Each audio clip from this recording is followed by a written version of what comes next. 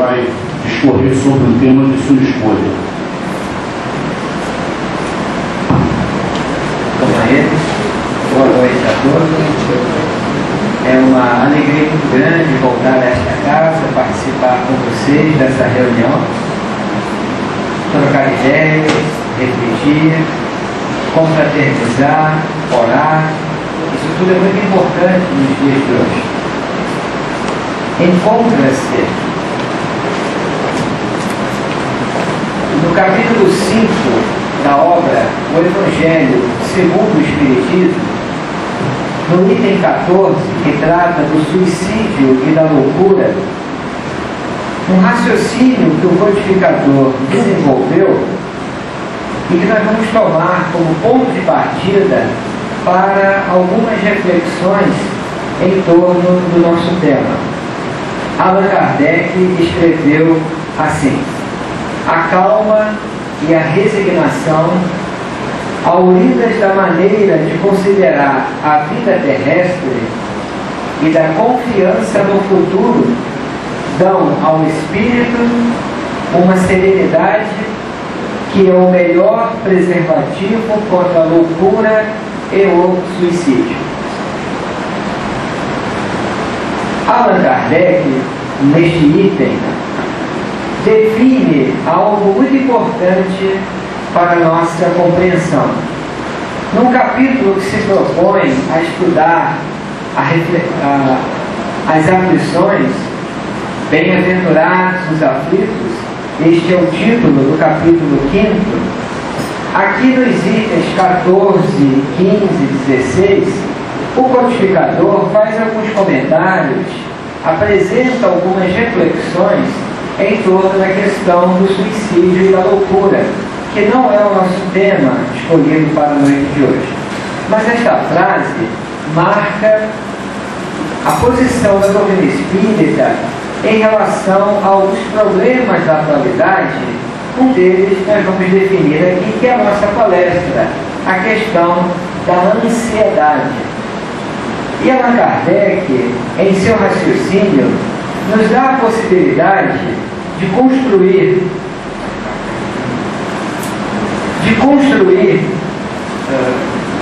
tem uma canetinha só para a gente facilitar aqui, de construir um raciocínio.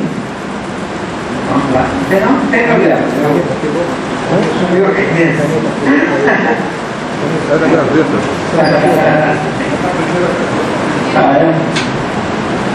Se eu tiver até aqui, tem um monte, e tem até demais aqui. Não, escrever só um detalhe, mas tem a caneta.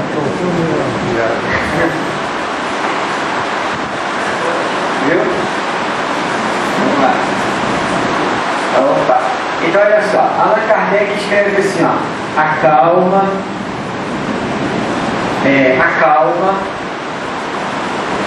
e a resignação, ok? Auridas, como ele escreve aqui, ó, vamos ler juntos, ó, a calma e a resignação, auridas da maneira de considerar a vida terrestre e da confiança no futuro. Olha lá, auridas de duas situações importantes, ó. Ele fala da fé no futuro, não fala? A fé no futuro. E fala também da maneira como nós encaramos a vida terrestre, a vida aqui na Terra. Então vamos lá. Como eu vejo a vida na Terra. Não é isso que o codificador está nos ensinando aqui? Está nos convidando a refletir? Esses dois elementos aqui, no raciocínio que Allan Kardec apresenta, representam, esses dois aqui, a base para a nossa calma e para a nossa resignação, que, como ele diz, representam para o homem, ou nas suas próprias palavras, a calma e a resignação, tal, dão ao espírito uma serenidade. Uma serenidade. Então vejam só. A serenidade, que é o que todo mundo busca aqui na Terra, quando a gente diz todo mundo, nós nos referimos a todas as pessoas que de alguma forma estão comprometidas com o seu processo de crescimento, de autoconhecimento, de um pouco de iluminação dentro da gente. Não é isso que nós estamos buscando? Isso se chama, genericamente, serenidade.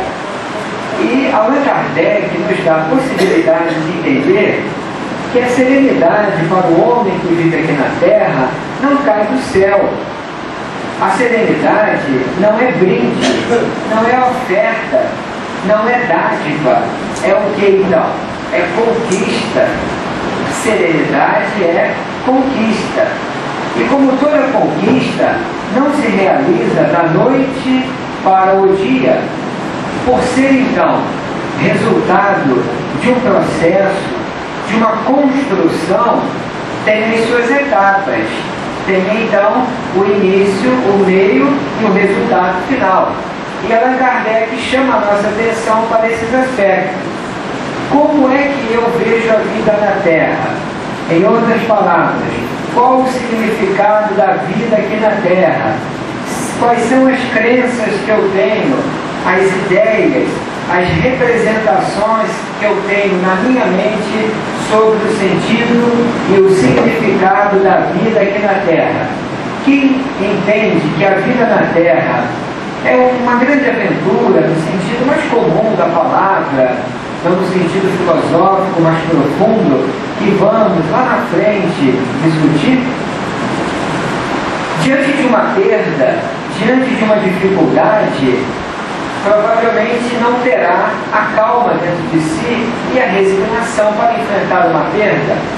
Outro dia uma pessoa me disse assim: viver é na realidade mergulhar num grande parque de diversões. Quem acha que a vida significa isto, e não estamos criticando, mas quem tem essa crença vai encontrar na vida um motivo de riso, de satisfação. Quando consegue, tudo bem, mas quando perde um ente querido, quando a mãe sepulta o seu filho, por exemplo, com 20 anos de idade, essa mãe que acreditava que a vida na Terra é uma grande aventura no sentido menor da palavra. Ora, encontrar a calma é um desafio, encontrar motivos de resignação, desafio maior. Então, a calma e a resignação dependem, primeiro, da maneira como eu encaro as coisas aqui na Terra. E também dependem da minha fé no futuro. Será que eu olho para o futuro com olhos de esperança, de confiança e de otimismo? Isso, sem dúvida, esses dois elementos combinados vão nos proporcionar isso aqui, que é a base da nossa serenidade. Mas, em boa lógica, nós podemos dizer que aquilo que se opõe à serenidade pode ser o quê? Um homem que não se comporta de maneira serena, se por alguma razão ele não é sereno, é porque ele é o quê? Ou ele está o quê? Confiante? Ansioso. Não. Ansioso, né? Ansioso. Ele está inquieto, não é isso? Ele está aflito. Tem uma sinonímia vasta para a não serenidade. E o nosso tema é a ansiedade. Eu peço licença para falar sobre este tema num planeta que não conhece a ansiedade, né? Quem é que nunca viveu os seus desafios, os seus momentos de ansiedade, de aflição? Todo mundo. E o nosso tema é esse, ansiedade. Como é que a doutrina espírita pode contribuir para uma compreensão mais profunda desse tema, mas mais especificamente, como é que nós podemos lidar com a ansiedade? Eu preparei aqui alguns slides e nós vamos então ler para vocês algumas coisas, trocar algumas ideias. Há um autor muito importante na área da psicologia, e que estudou muito a ansiedade, um psicólogo clínico norte-americano, o Dr. Rolomei.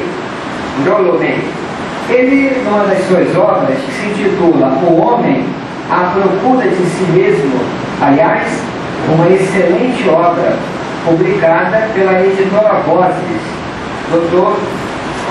Rolomei. Para os que não conhecem, se escreve assim, né? Rolomei. O homem em busca, ou melhor dizendo, o homem à procura de si mesmo. Uma obra muito importante, uma excelente obra. Ele define a ansiedade da seguinte maneira: é a reação básica do ser humano a um perigo que ameaça a sua existência, ou um valor que ele identifica com sua existência. Então vamos observar esse conceito. Olha lá, ó. É a reação básica do ser humano a um perigo que ameaça a sua existência, ou a reação básica do ser humano a um perigo que ameaça o valor que ele identifica com a sua existência. Então a ansiedade combina com risco, a ansiedade combina com aquela reação básica do ser humano que emerge, que acontece, que vem à tona quando nós, seres humanos, percebemos algum perigo ou alguma situação de risco. Nós poderíamos também chamar a ansiedade de quê? Tensão, nervosismo, angústia, de certo modo. Claro que são coisas distintas, mas em sentido muito amplo nós poderíamos dizer isso. Vamos dar um exemplo disso, do que é ansiedade? A ansiedade também pode ser chamada daquela reação de ficar em stand-by. O que é stand-by? É quando você fica... Prontidão. Como? Prontidão. Isso, prontidão. Você está... Mas porque você está feliz? Não. Porque está indo tudo bem? Não. É porque você, ser humano, o organismo, no sentido total da palavra, você, espírito encarnado, percebeu e está vivendo uma situação de risco ou de ameaça. É como se a ansiedade gritasse assim no seu ouvido: prepare-se. Isso é ansiedade. E aí são disparados os mecanismos neurofisiológicos absolutamente normais que vão preparar o organismo, biologicamente falando, para lidar com aquela situação de risco, de perigo e de ameaça. Por isso que uma boa palavra também é nervosismo ou tensão. Você percebe o risco, percebe o perigo. Mas há uma diferença do medo, entre a ansiedade e o medo. Então vamos lá. Qual é a diferença entre ansiedade e medo? Há algumas semelhanças, mas há uma diferença fundamental que costuma ser apontada pelos especialistas, sobretudo aqueles que estudam o comportamento dos seres humanos, as respostas emocionais dos seres humanos. Qual seria a diferença básica do medo para a ansiedade? Quando nós temos medo, não é a mesma coisa de termos ansiedade. O que você está sentindo? Medo, ansiedade? Não, não pode. Ou você sente uma coisa ou sente outra. Você pode sentir as duas coisas, uma seguida da outra. Pode ser, mas há que se estabelecer uma diferença. Geralmente, quando o objeto dessa preocupação não é conhecido, isso não é ansiedade, é medo. Então o medo é aquela ansiedade que você sente, mas o objeto é definido. Então você diz assim: eu tenho medo de formiga, eu tenho medo de fantasma. Outro dia um colega que é espírita me falou: eu tenho medo de espírito. Não tem problema não, medo, eu estou falando de medo, não de espírito. Medo é medo. Por que ele tem medo de espírito? Porque o espírito é um objeto definido, você pode não vê-lo, mas ele é um objeto definido, digamos assim. É um objeto claro. Medo. Quem tem medo de alguma coisa. Esse objeto que define o medo. Agora, a ansiedade, geralmente, ela é difusa. Você a percebe, você a experiencia, ela nos incomoda, ela nos inquieta, nos perturba, mas geralmente é aquele mal-estar generalizado. Então nós podemos dizer que quando a gente sabe aquilo que nos ameaça, isso se chama medo. Somos dinamizados pela situação no medo. O medo, qual é a voz da ansiedade? O que grita a ansiedade? Lembra do stand-by, da prontidão? A ansiedade diz: prepare-se. O que diz o medo? Corra. Como? Corra. Muito bem. Ou fuja. Ou também, se você preferir, Lute. lute. Lutar ou fugir. Ou então, ou eu morro ou eu mato. Ou seja, eu fujo pro mato ou eu fujo pro morro. Também pode. O medo é diferente. O medo, você é dinamizado pela situação. E seu medo, faça alguma coisa, corra, fuja, lute, enfrente. O medo diz isso. A ansiedade diz: prepare-se.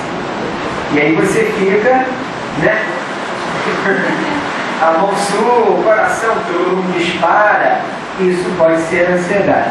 Então, no medo, nós tomamos medidas para fugir ou evitar de outros modos o perigo. Faça alguma coisa. E aí a nossa percepção, ela é aguçada. Muito bem. Mas com relação à ansiedade, entendida essa diferença, vamos focalizar a ansiedade. Na ansiedade, nós sentimos a ameaça, mas não sabemos o que fazer para enfrentar o perigo. Por isso é que a ansiedade mobiliza a pessoa internamente, não para fugir, para lutar. Na ansiedade, geralmente você não toma uma decisão. No medo, você sai correndo, você agride, você paralisa, no sentido assim, de depois sair correndo. O medo, ele dinamiza mais. A ansiedade nem sempre. Então, a ansiedade, ela se manifesta em cada um de nós de muitos modos. Então nós temos, vou apagar aqui um pouco, vou apagar só aqui. A ansiedade, ela tem muitas manifestações. Tem manifestações somáticas e manifestações psíquicas. Vamos lá. Nós estamos dando alguns passos para depois fazer os paralelos com a visão espírita. Mas alguns conceitos são importantes. Quais são as manifestações somáticas da ansiedade? Nós relacionamos algumas. Cardiovasculares, não é? Gastrointestinais. Quem nunca sentiu aquele frio da barriga? Isso geralmente é ansiedade. Pode ser medo também. Nos quadros de ansiedade, muitas pessoas desenvolvem, quando a ansiedade é longa, é crônica, muitas pessoas desenvolvem doenças psicossomáticas, dores abdominais. Isso pode estar associado à ansiedade.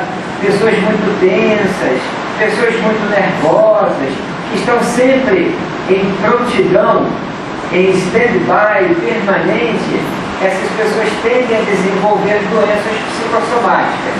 Isso é clássico. Qual é a rainha das doenças psicossomáticas? Você sabe? É a síndrome do intestino irritado. A pessoa pode ter constipação, pode ter diarreia, dores em regiões específicas, pode ter uma resposta de vômito, náuseas. Aí faz todos os exames, todos os médicos já sabem, faz todos os exames, não tem nada.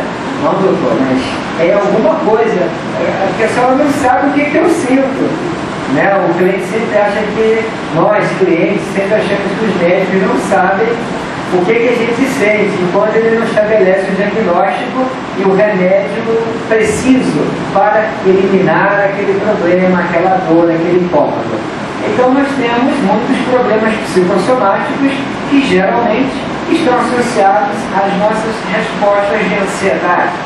Dores no peito, por exemplo, a pessoa procura o cardiologista porque ela acha que está infartando aos poucos, né? Isso não existe, mas ela pensa. Isso também pode ser ansiedade, como também pode ser angústia e muitos outros problemas. Pessoas que ficam tontas, aí vão fazer exames e aí faz logo ressonância magnética, mapeamento cerebral, não tem nada, mas doutor, eu fico assim, eu me sinto tontinho. Isso pode ser da ansiedade. A ansiedade ela tem muitas manifestações somáticas. Problemas sexuais podem estar associados à ansiedade. Quando os homens, por exemplo, procuram os consultórios dos psicólogos, dos médicos urologistas, porque apresentam problemas na área sexual, e tudo pode estar associado à ansiedade. Nem sempre, mas muitos problemas sexuais no homem, também na mulher, podem estar associados à ansiedade. Perturbações do sono, por exemplo.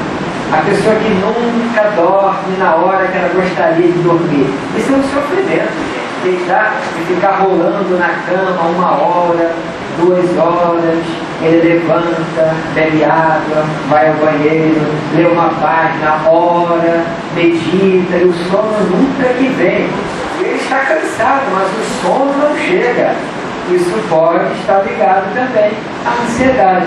A ansiedade é como aquele polvo de muitos tentáculos e tem muitas ramificações, muitos problemas associados. E há tantos problemas ligados a isso.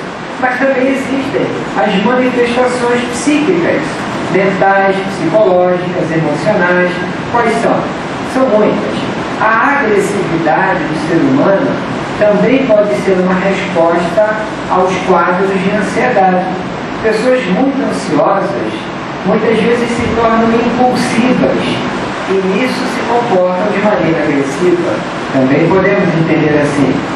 O nervosismo, que é uma manifestação psíquica, também pode estar ligado à ansiedade. É muito comum o medo de perder o controle. Na ansiedade, uma questão básica é essa. A pessoa tem medo de perder o controle. E a famosa frase. Qual é a frase da ansiedade? E se... Aliás, e se... Essa é a frase do ansioso. E se eu sair de casa e não voltar? E se você, meu filho, que está pedindo para ir ao baile, à festa com seus amigos, lá longe, aqui na esquina, e se, quando você estiver saindo da festa, acontecer isso e aquilo, mamãe não vai nem dormir, papai não vai nem conseguir deitar, vou ficar acordado te esperando? E se? Essa frase é comum nos quadros da ansiedade. Na depressão, qual é a frase? É mais difícil, mas tem. Na ansiedade é essa, vocês concordam? E se? Acho que eu já falei isso aqui algum dia, né?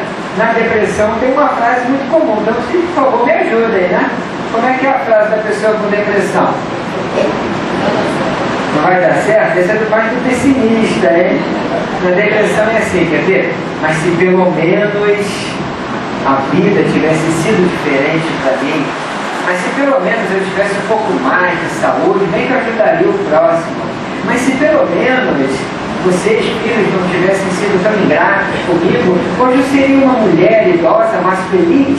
Mas se pelo menos, essa é a frase da pessoa com depressão. Porque o depressivo também tem muitas queixas para fazer. Por isso, é que uma frase que combina é essa. Se pelo menos... Aí vem um monte de queixa, um monte de reclamação. E por trás disso, ou por baixo disso, um monte de acusação, um monte de cobrança. Porque onde tem lamentação, tem guardada veladamente uma acusação. Sempre, invariavelmente. Eu nunca me queixo no silêncio, eu me queixo falando. Eu guardo as coisas boas para o meu silêncio, mas a reclamação nunca é curtida no silêncio, ela tem que ser falada, senão não é reclamação. Imagina, Se você não falar, não está reclamando. Não reclamará, de modo que a reclamação é sempre em voz alta ou em voz baixa, mas audível, para que o alvo da minha crítica velada possa ouvir exatamente o que eu quero. E na depressão tem muita queixa, mas também tem muita dor, tem muito sofrimento. Então, mais algumas manifestações psíquicas da ansiedade. O pânico, sim, quando a pessoa já não acredita mais poder lutar para manter o controle. Isso vem ou caracteriza o pânico. Aquela sensação de estar no limite. Isso é ansiedade. Já viram pessoas que têm muito medo de enlouquecer? Não vão ficar loucas. Quem tem medo de enlouquecer não enlouquece. O louco nunca teve medo de enlouquecer. Então fiquem tranquilos. Pelo menos isso tem uma vantagem, né? Quem tem medo de enlouquecer não enlouquece. Eu nunca vi, pelo menos, né? Mas geralmente são pessoas muito ansiosas. Porque o que é ansiedade? O que é a loucura? É a perda do controle. Então a pessoa que tem muita ansiedade, muitas vezes também tem medo de perder o controle, medo de ficar louca. A ideação suicida pode ser uma manifestação psíquica de uma ansiedade muito grande. Não é querer morrer, é pensar na morte. A irritabilidade. Pessoas irritadiças geralmente são pessoas também muito ansiosas. Ou o medo de morrer. Por que pessoas ansiosas têm muito medo de morrer? Claro, porque pessoas ansiosas querem o controle das coisas, querem ver os resultados dos acontecimentos lá na frente. E quem é que sabe o dia da morte? Só o suicida, porque é sempre uma coisa muito infeliz e sempre lamentável. De modo que pessoas muito ansiosas geralmente têm muito medo também de morrer. E assim por diante, há muitas outras manifestações, mas o nosso foco é outro. Existe uma ansiedade normal ou ela é sempre patológica? É sempre doentia? Vocês acham que existe uma ansiedade normal? Claro que existe. Se eu marco um exame que eu nunca fiz na minha vida, uma endoscopia, marco uma endoscopia, não sei como é. Outro dia um amigo meu falou: Henrique, você já fez endoscopia? Já. Não dói, fique tranquilo. Não, como é que é o tubo? Porque eu estou imaginando um tubo assim, de 10 centímetros, entrando aqui pela minha garganta menos. Ele nem se preocupe, eu expliquei para ele como é que faz. Falei que podia fazer com sedação ou sem sedação, depende do médico, depende sobretudo do perfil psicológico do cliente. Pessoas muito ansiosas pedem logo a sedação, porque fecha tudo, mas não fecha, é psicológico. Mas são pessoas que apresentam muita tensão na hora, então tem que sedar mesmo. Outras já conseguem fazer sem sedação, porque estão acostumadas ao relaxamento, confiam no médico e se entregam ali naquele momento, porque sabem que não vai acontecer nada de mal. E muitos nem têm aquela sensação de engasgar, e a sonda passa tranquilamente, mas o mais comum é sedar. Fui explicando para ele, agora eu estou mais tranquilo. É verdade, essa ansiedade é normal. Agora, se a pessoa desmarca os compromissos uma semana antes do dia da endoscopia para se preparar psicologicamente para o exame e fica sem dormir 2 dias, essa ansiedade não é normal. Essa ansiedade revela ou tem contornos de um desequilíbrio. Provavelmente é uma pessoa de personalidade muito ansiosa e merece se tratar. Então, algumas respostas de ansiedade são absolutamente normais. Aquele frio na barriga que o adolescente sente nas suas primeiras experiências de conquista amorosa é uma ansiedade normal, que deixa saudades quando foi vivida num clima saudável, de respeito, de carinho, de amor, deixa saudades. É uma ansiedade boa, é uma ansiedade compreensível, absolutamente normal. A ansiedade de reencontrar um filho que você não vê há um ano, só pela internet ou só pelo telefone, de abraçar aquele filho quando ele desce do ônibus ou quando ele vem correndo na pista, no corredor do aeroporto. Isso é uma ansiedade absolutamente normal. Mas se a mãe desmaia meia hora antes de emoção, aí realmente... Mas como são mães, vamos devagar. É uma ansiedade. Não desconto, é uma ansiedade só um pouquinho patológica. Não muito, não muito. Mãe é mãe. Mas a ansiedade normal é essa resposta do indivíduo diante das ameaças, riscos e desafios da vida. Mas a ansiedade patológica não. Quando é que a ansiedade passa a ser patológica? Quando é que ela passa a ser manifestação de um desequilíbrio? Quando é que ela passa, portanto, a ser um transtorno de ansiedade? É o nome que nós damos. Quando, primeiro, ultrapassa certos limites. E segundo, quando já temos caracterizado, então, o transtorno de ansiedade. Mas, mais exatamente falando, quando é que ela se caracteriza por patológica? Primeiro, nós percebemos a intensidade. É muito intensa, ou é moderada, ou é leve. Se for leve, moderada, são quadros normais de ansiedade. Mas quando a ansiedade é muito intensa, primeira dica, pode ser patológica. Quando ela, além de intensa, ela é persistente. Intensa e persistente, porque ela dura, ela demora, pode ser patológica. E também, terceiro critério, quando ela é desproporcional às possíveis causas aparentes. Ou seja, quando o tamanho da ameaça não corresponde ao tamanho da resposta de ansiedade. Se eu fico ansioso diante de uma situação que eu já poderia lidar com ela de uma forma mais madura, mas eu reajo de forma desesperadora, eu reajo com uma ansiedade intensa, não é uma ansiedade normal. Então, há muitas situações. E também, quarto critério, quando essa resposta de ansiedade interfere de modo significativo no funcionamento global do indivíduo.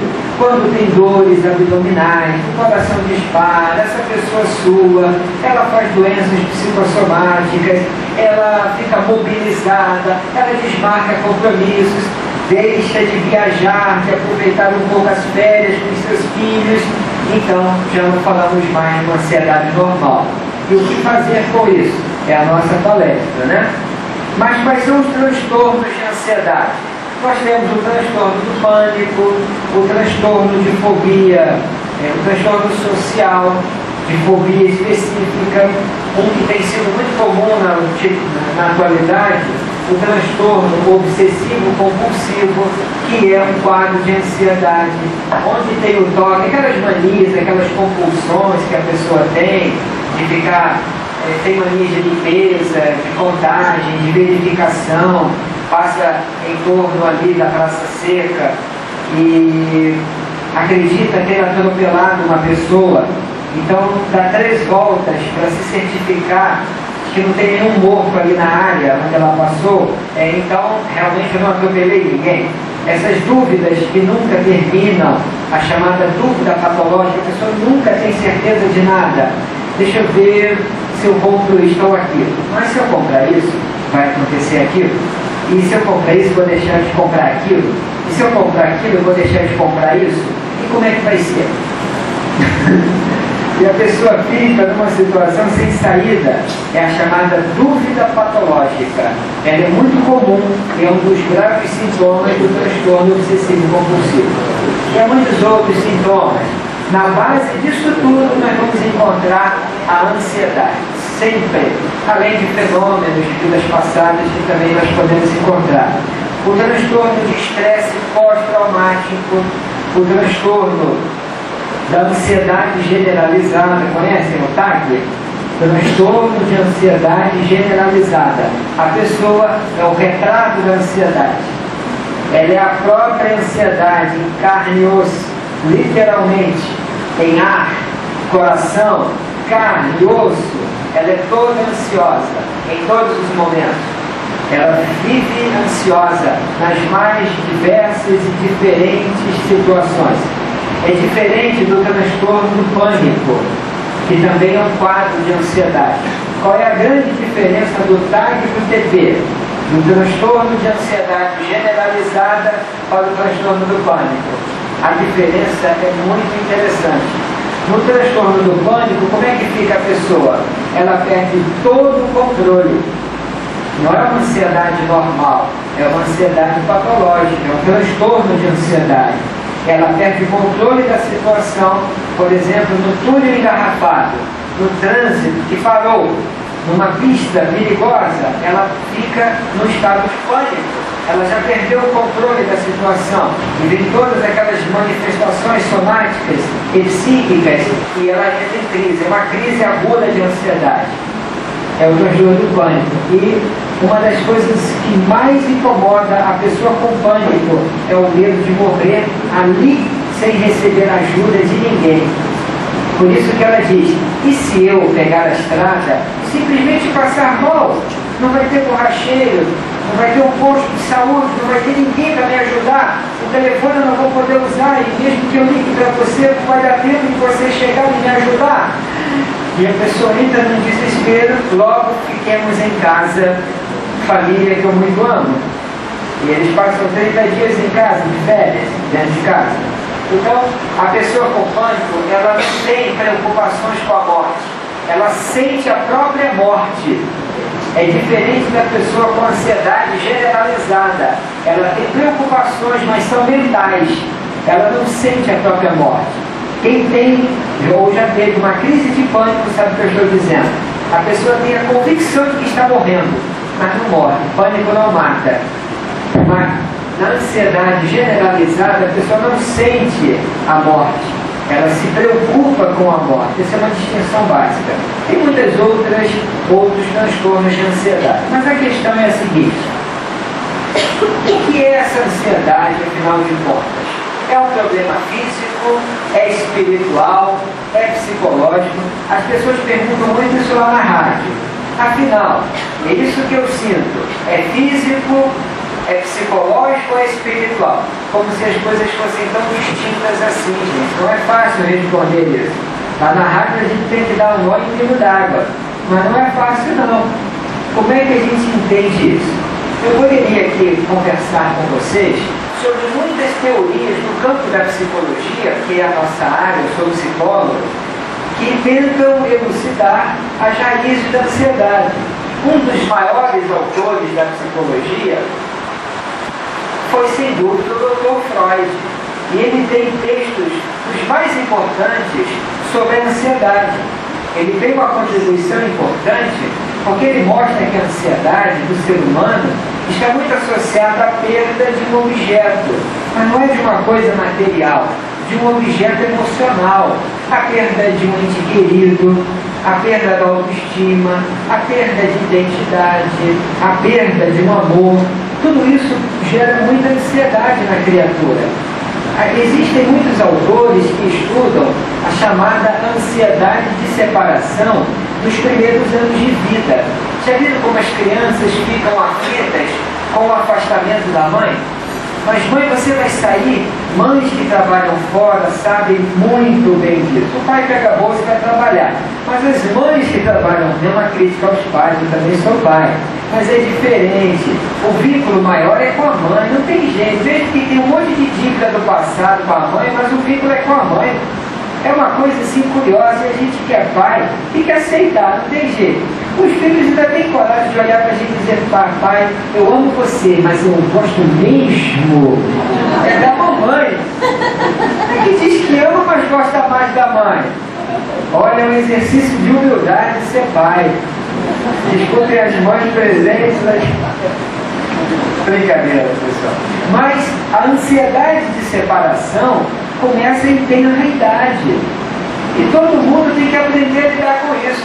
Porque todo mundo se separa de alguém em algum momento.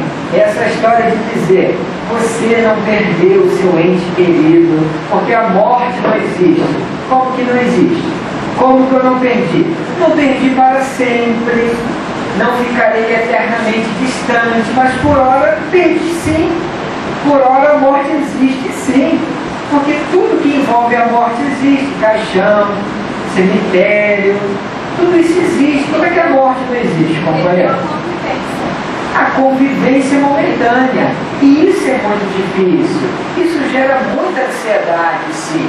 Então, quando eu não estou criticando os companheiros que nas palestras dizem porque o Espiritismo matou a morte, é verdade. Porque a morte não existe, é verdade. Só que a gente sente como se ela existisse. E a gente sente aqui no coração. Quem já enfrentou a perda de um ente querido ou a desencarnação de um ente querido sabe disso.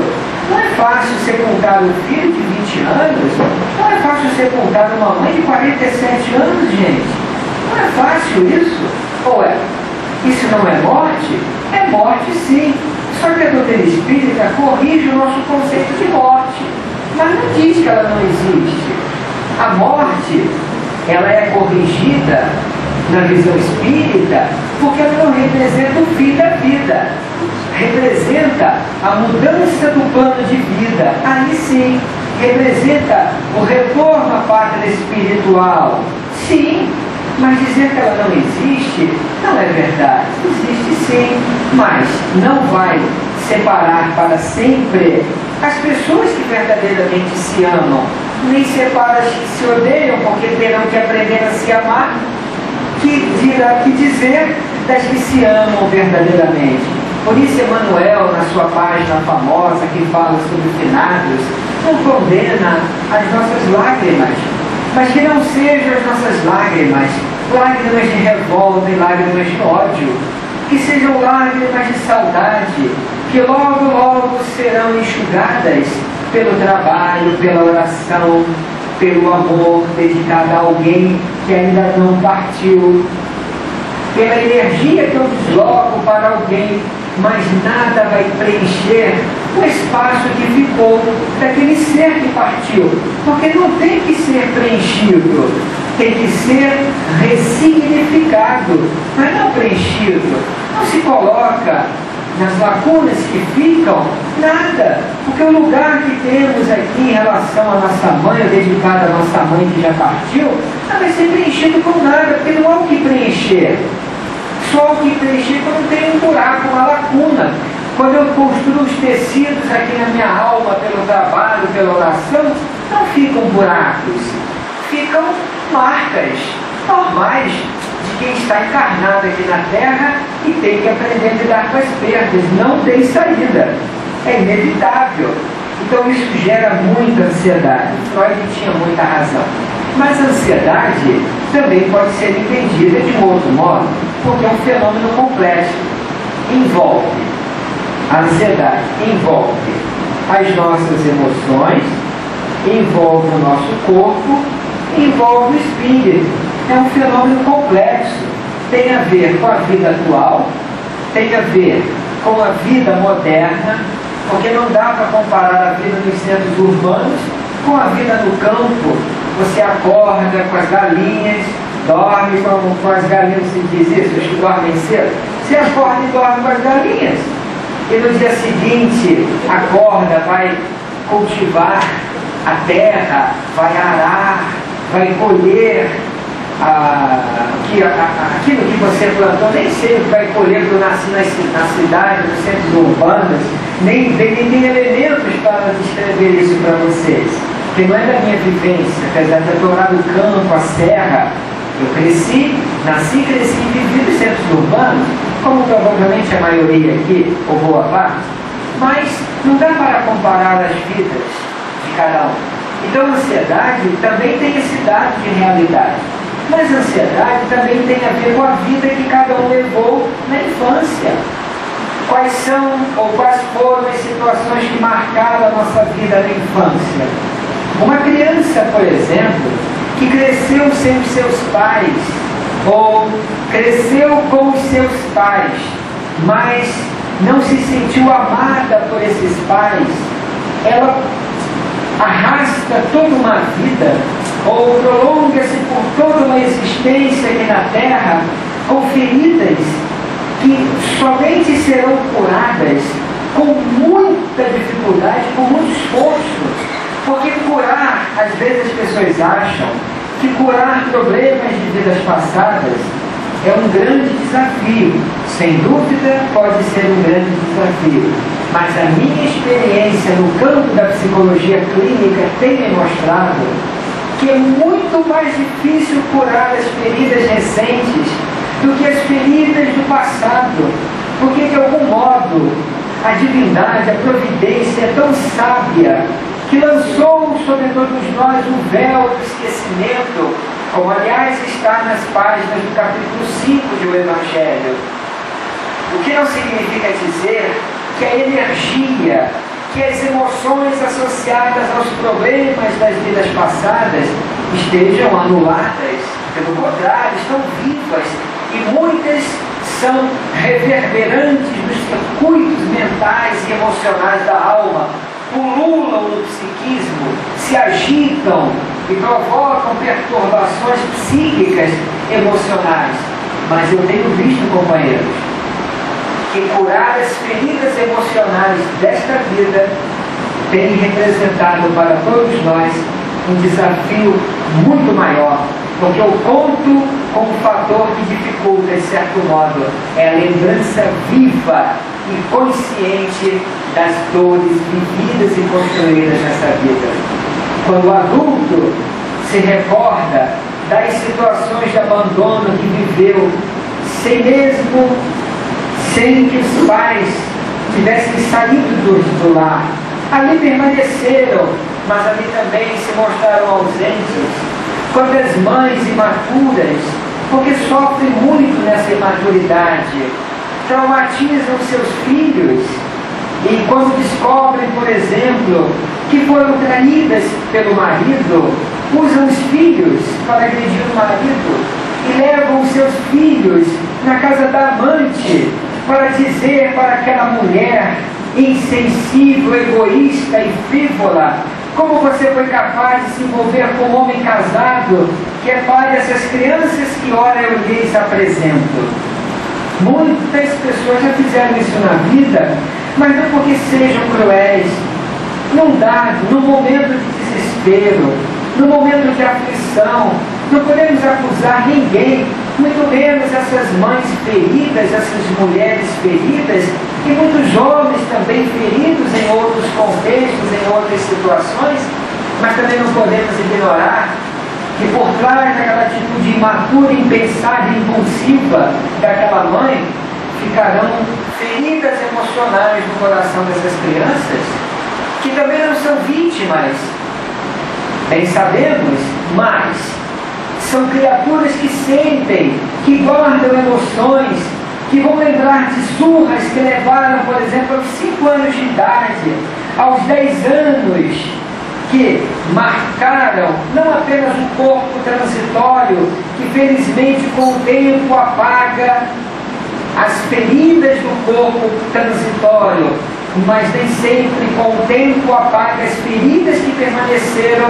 na alma, no psiquismo daquela criança. Isso tudo gera muita ansiedade no adulto de hoje. A infância que viveu, a infância que levou, porque também as famílias não se reúnem por acaso, como lembra Emmanuel entre as páginas da pequena grande obra Vida e Sexo. Geralmente as famílias hoje se constroem ao sabor das tragédias emocionais do passado.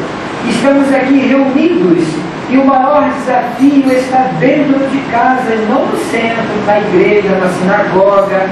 O maior desafio está no universo pequenino, que é grandioso, das relações interpessoais e afetivas dentro do lar. Porque às vezes chegamos à casa espírita e abraçamos os companheiros de coração para coração, mas nem sempre conseguimos isso com o nosso filho. Mas é com ele que a gente tem que conseguir em primeiro lugar. Não vai ter uma crítica, porque o primeiro a ser criticado deve ser aquele que fala disso. Não é crítica, é uma experiência que estamos compartilhando com os companheiros, porque amar as pessoas que vivem conosco nesse universo das relações familiares, eu acho que hoje em dia é um dos maiores desafios. Sentir o coração vibrando, porque estou indo para casa, porque estou voltando para casa, porque reencontrarei os meus filhos depois de uma jornada de trabalho, ou esperarei a minha esposa, porque pode ser que eu chegue mais cedo, ou aguardarei a minha esposa, ou ela me aguardará e eu a reencontrarei. Viver isso num clima de emoção profunda, fazendo culto em casa e sentir que o coração vibra, não porque é um encontro de uma vez por semana, mas porque é o dia do culto, o dia de falar de Jesus claramente, o dia de ler uma página, de orar. Mas o meu filho joga a perna para o lado, é o que a gente ouve. Mas o meu filho dorme, e eu me irrito, e ele termina o culto e irrita a irmã, e eu perco a minha paciência, eu bato nele. Como estão as nossas relações em casa? Como é que estão? Isso tudo gera muita ansiedade, companheiros. Mas nós precisamos seguir por outros caminhos, que o tempo está acabando, né?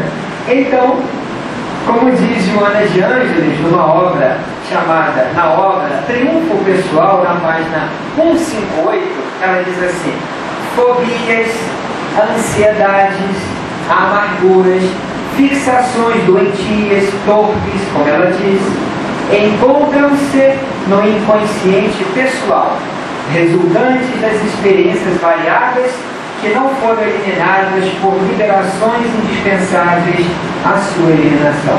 Então ela inaugura aqui, ela abre aqui um ponto importante, né? Olha só, a ansiedade nossa, sobretudo os nossos transtornos de ansiedade, como também propõe um autor chamado Groff, que a gente não vai poder falar muito dele, mas vale a pena aqui a referência, nós temos aqui, olha, na vida atual, nós temos o inconsciente, não é isso? No inconsciente, nós temos as experiências da vida intrauterina, nós temos a infância, e nós temos aqui no inconsciente uma dimensão que é de vida passada. Então vejam só, muitas vezes um problema que aparece aqui na vida adulta, ele tem raízes na infância, e aí uma psicoterapia que se orienta, psicodinamicamente falando, a partir das experiências infantis, pode ter muito sucesso, porque é uma terapia criada para trabalhar problemas que começaram na infância. Tudo bem, funciona. Mas quando um sintoma, na vida adulta, por exemplo, tem raízes mais profundas, remonta, por exemplo, às experiências na barriguinha da mamãe. Esse autor aqui diz que o ventre está longe de ser o ambiente mais acolhedor do mundo. Ali dentro tem problemas também, tem tensões. A mãe ansiosa, o pai ansioso. Isso deixa também um ambiente um pouco agitado, né? Mas sem culpas, porque é impossível não ter ansiedade durante uma gestação. O problema é quando isso passa de um certo limite. Tudo é uma questão de limite, companheiro. Mas então, quando um problema atual vai além das experiências infantis e alcança a dimensão perinatal, intrauterina, precisamos de uma outra abordagem psicológica, que Freud não abordou, por exemplo. O outro autor, no campo da psicoterapia, o Groff, chegou a abordar, e outros tantos que poderíamos citar aqui. Mas e quando os problemas alcançam o inconsciente mais profundo e remontam às vidas passadas? Aí só uma abordagem psicológica transpessoal que inclui a hipótese da reencarnação para alcançar as matrizes de problemas mais graves. Por exemplo, uma criança, quase um pré-adolescente de 10 anos, que teve uma infância muito boa, saudável, pais neuróticos normais, tudo bem? pais neuróticos, todo pai é neurótico, hoje em dia toda mãe, se não for, tem algum problema, né? Então, pais neuróticos normais ou normóticos, tanto faz, normal ou neurótico, normótico. Uma gestação muito boa, aquele filho que foi planejado, foi aguardado, meditação todo dia, passe 3 vezes por dia, culto todo dia e, sobretudo, uma condição emocional muito boa do pai, da mãe, de todo mundo em volta, olha que coisa boa. Mas revela um transtorno de ansiedade com 10 anos de idade. Isso pode ter relações com problemas do passado.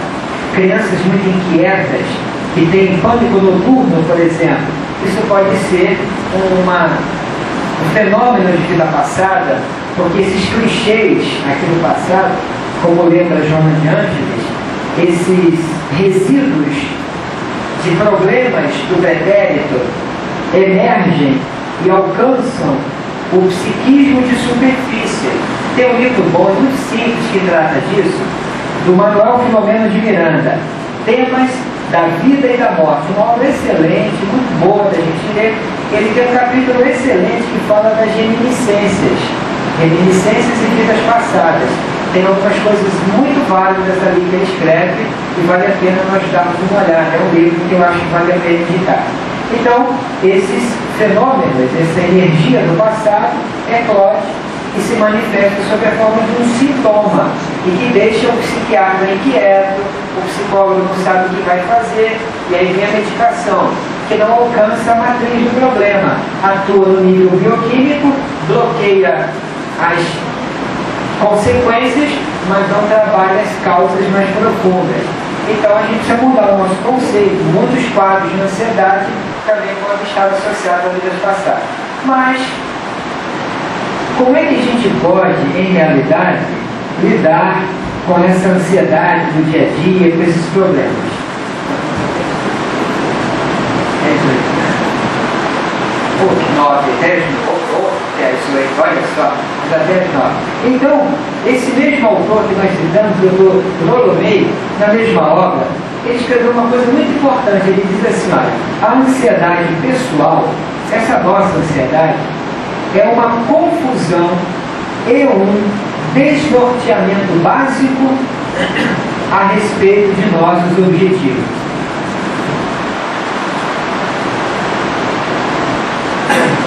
E ele completa, relaciona-se com o estado de confusão fundamental sobre os objetivos e os valores do homem contemporâneo. Olha como esse pensamento faz uma conexão direta com o pensamento espírita que nós já definimos aqui na abertura da nossa palestra. De fato, o grande psicoterapeuta norte-americano estabelece aqui que quando nós não temos os nossos objetivos existenciais bem definidos, a ansiedade toma conta. Claro, e quando não existem esses fenômenos que nós descrevemos aqui, muito ligeiramente. A ansiedade nossa, do homem contemporâneo, quando não é uma ansiedade patológica que deverá ser abordada pelo psiquiatra, pelo psicólogo, no contexto clínico, terapêutico, essa nossa ansiedade está diretamente relacionada a esse nosso desnorteamento básico a respeito de nossos objetivos. É por isso que na mesma obra ele diz assim: é isto que a ansiedade causa ao ser humano, desorienta-o, afastando temporariamente o conhecimento nítido do que e de quem ele é, elevando a realidade que o rodeia. Isso nos faz formular, então, algumas perguntas básicas para lidarmos com a nossa ansiedade. Isso tem funcionado, eu tenho aplicado na minha própria vivência e na vivência de muitos clientes que nos procuram. Perguntas básicas, por exemplo, em primeiro lugar, é preciso que a gente defina a nossa filosofia de vida. Ué, mas eu sou espírita, Henrique, como é que eu vou definir a minha filosofia de vida? Uma coisa é a gente estudar o espiritismo, outra coisa é a gente colocar o espiritismo no centro da nossa filosofia de vida. Uma coisa é eu acreditar e discursar sobre a reencarnação. Outra coisa é viver plenamente o conceito reencarnacionista no meu dia a dia. Outro dia, conversando com um amigo, ele falou assim: Henrique, olha, não conta para ninguém, como eu não estou dizendo o nome dele, não é fofoca, mas não conta para ninguém que eu vou lhe dizer, porque eu tenho vergonha. Eu só vou contar para você, porque você está acostumado a ouvir essas coisas. Eu falei: pode falar. Sabe o que é? Eu sou espírita há muitos anos, desde que eu nasci. Eu estudo a reencarnação, mas você sabe que eu tenho medo da morte. Eu penso na morte todo dia. Eu acho que eu nem vivo. Eu acho que não, né? Eu vivo muito mal, né? Lembrar da morte todo dia, gente. Por favor, né? É porque eu não entendo bem. Eu não sei bem como é que vai ser. Eu não tenho nem medo da transição, da passagem. Porque isso eu não sei mesmo como é que vai ser. Eu tenho medo do depois. Eu sei lá, vai que eu me encontre com a minha consciência profunda. Mas você acha que não vai acontecer? Pois é, isso que me preocupa. Gente, isso parece absurdo, mas é muito comum. Será que a gente tem segurança real e vive com segurança todos os conselhos espíritas? Às vezes a pessoa fica doente e diz assim: ué, mas logo eu que sou espírita, existe todo o currículo de trabalho, eu que evangelizo, faço palestrante, então não pode ter nada. Claro que pode, pode ter nada. Como que eu vou fazer palestra, cumprir o meu dever? Nada, porque ele não quer ficar doente. Isso a gente já sabe. Então, será que a gente vive plenamente o conceito reencarnacionista? Tem uma página antiga de Victor Hugo, espírito. Peço perdão, não me lembro agora o título da obra. É um de capa azul, psicografado pelo Divaldo, tem uma pomba na capa, a capa antiga. Alguém pode me ajudar? E ele diz assim: é preciso viver plenamente a ética da imortalidade. Porque muitos de nós acreditamos na imortalidade, mas vivemos como se fôssemos acabar na morte, como bons materialistas que vivem assim. Será que a gente consegue aplicar isso que o Hugo está falando? A ética da imortalidade entranhada no meu pensamento, nas minhas ações, na relação com os meus filhos, na relação com o meu corpo, que não me pertence em realidade, mas será que eu estou apegado a ele? A gente diz que tudo é transitório, mas o corpo é meu. E na morte eu vou perder esse corpo, não tem jeito. E como é que eu lido com esse corpo? Se tem gente, e não é exceção, que não sabe lidar nem com a idade mais avançada, essas rugas, ai meu Deus, porque quando eu era jovem, hoje eu estou uma velha, um velho acabado, destruído, pelo amor de Deus, né? Será que se a gente ainda não aceita nem a velhice, que é difícil, tem os seus desafios, não vamos negar isso, né? Como é que a gente lida com a morte? Então, perguntas básicas: quem eu sou? Isso vai envolver uma revisão dos valores que norteiam a minha existência. Sem revisão de valores, não tem como lidar com a ansiedade.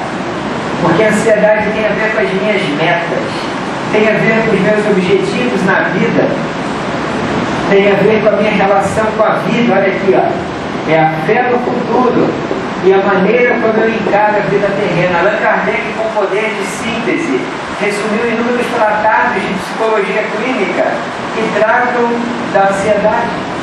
E nós podemos perguntar: quem sou eu? Quais são as minhas metas? Terceira pergunta: o que é que eu realmente valorizo na vida? Quarta pergunta: como é o meu relacionamento com a dimensão espiritual da vida? Eu realmente vivo a dimensão espiritual? Como é a minha relação? Não é com os espíritos, não, gente. Ah, doutor Bezerra, me tira dessa, pelo amor de Deus. Eu faço qualquer coisa, isso é promessa, eu faço qualquer coisa, me tira dessa, doutor Bezerra. Não se incomoda, porque ele é muito evoluído, gente. Mas o espírito mediano vai dar uma bronca na gente. O doutor Bezerra está acima disso. Então, as 4 perguntas básicas: quem eu sou? Quais são as minhas metas? O que eu realmente valorizo na vida? E como é meu relacionamento com a dimensão espiritual da vida?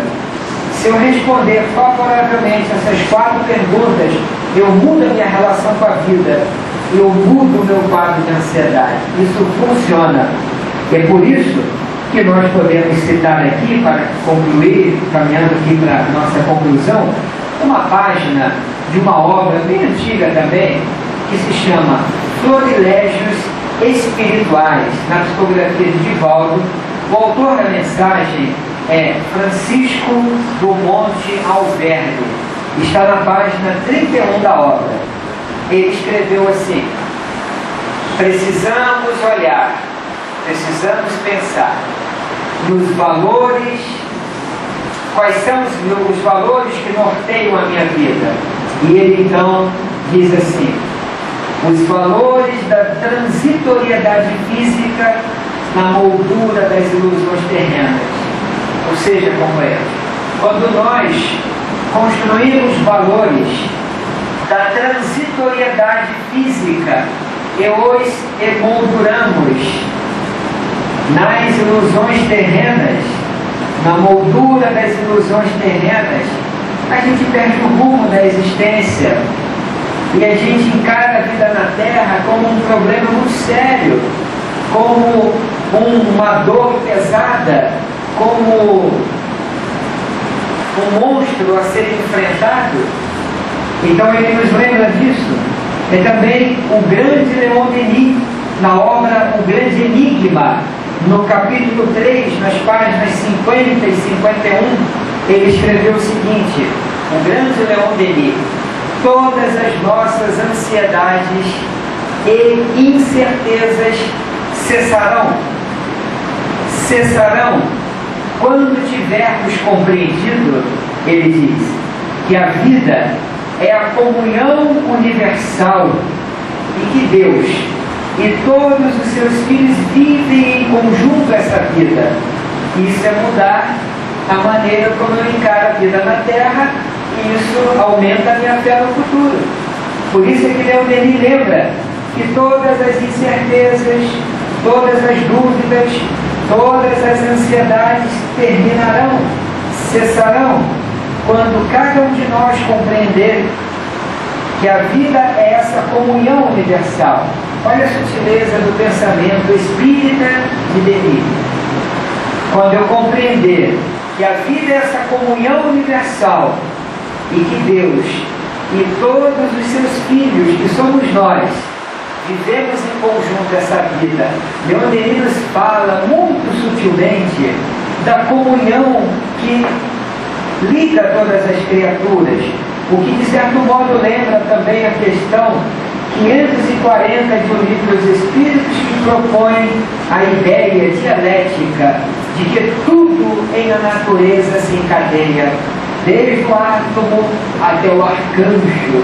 Tudo está interligado, tudo está em comunhão, nada ocorre por acaso. Então, é essa compreensão sutil e muito difícil de termos no nosso coração, na alma que vibra no contexto da vida, que diz assim: ninguém está abandonado, ninguém está esquecido num canto escuro do planeta. Tudo tem um propósito, tudo tem um significado. Quando nós nos percebemos como criaturas que pertencemos a essa comunhão, que estamos integrados nesse contexto maior que nos envolve a todos, nós aprendemos a confiar. E o que mais perturba a pessoa num transtorno de ansiedade é se sentir desprotegida e desamparada. Como também nos transtornos de humor, como a depressão. A depressão é uma profunda sensação de abandono, e o pânico é uma profunda sensação de desamparo e de desproteção. Então, podemos buscar ajuda clínica, terapêutica, mas quando nós construímos internamente, e pode ser paralelamente aos tratamentos, aquela ideia que nós pertencemos, fazemos parte, estamos integrados, porque não estamos separados de Deus. Deus não está longe, Deus está presente dentro de mim, como propõe a questão 621, através das suas leis, que vibram na acústica da nossa consciência. Então sempre podemos ser lembrados de que não estamos desprotegidos, de que não estamos desamparados. Por isso é possível lidar de uma forma muito positiva e muito construtiva com a nossa ansiedade. E para encerrar, uma frase de Leon Denis, que está em Depois da Morte, no capítulo 8. Ele diz assim: no meio dessa confusão de ideias, a consciência perdeu a sua bússola, como lembrou o psicoterapeuta, e perdeu a sua rota. A ansiosa caminha ao acaso, e na incerteza que sobre ele pesa, o bem e o justo se obscurecem. É disso que estamos falando, companheiros. É disso que nos fala a doutrina espírita. Então, estejamos atentos a tudo isso, porque a doutrina espírita, resgatando a mensagem de Jesus, é uma constante lembrança, um permanente convite à confiança incondicional da vida e na vida, porque confiamos em Deus. E todas as práticas espíritas, todo o conhecimento espírita, todo esse conjunto objetivo, em última análise, nos tornar criaturas mais confiantes, com mais fé, com mais esperança, corrigindo os nossos conceitos, as nossas ilusões, para que tenhamos mais calma, mais resignação e construindo passo a passo a nossa serenidade, dia após dia, minuto após minuto, porque a vida são constantes desafios e permanentes propostas para o nosso crescimento, para a nossa maturidade. Obrigado, companheiros, e Deus nos abençoe.